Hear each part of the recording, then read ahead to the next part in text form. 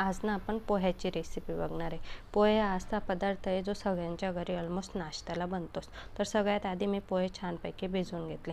नंतर इथे कढईत तेल टाकून बटाटे मस्तपैकी फ्राय करून घ्यायचे। बटाटे ऑप्शनल आहे, जर नसतील आवडत तर स्किपही करू शकता। नंतर त्याच तेलात थोडेसे शेंगदाणेही फ्राय करून घ्यायचे। शेंगदाणे फ्राय झाले की त्या तेलात थोडीशी मोहरी टाकायची। नंतर त्यात थोडं जिरे टाकून बारीक चिरलेल्या हिरव्या मिरच्या टाकायच्या। नंतर त्यात थोडासा कढीपत्ता टाकून बारीक चिरलेला कांदा टाकायचा।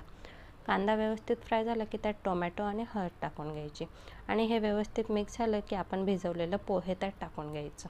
नंतर हेही छानपणे मिक्स करून घ्यायचं आणि वरून चवीपुरतं मीठ टाकून आपण तळलेले शेंगदाणे आणि बटाटे त्यात टाकून घ्यायचे आणि ते व्यवस्थित मिक्स झाले की वरून मस्त हिरवी कोथिंबीर टाकून पोहे 1-2 मिनिट वाफेवर छानपैकी शिजवून घ्यायचं। 1-2 मिनिटानंतर आपले पोहे सर्व करण्यासाठी रेडी आहेत। व्हिडिओ आवडल्यास चॅनलला नक्की सबस्क्राईब करा।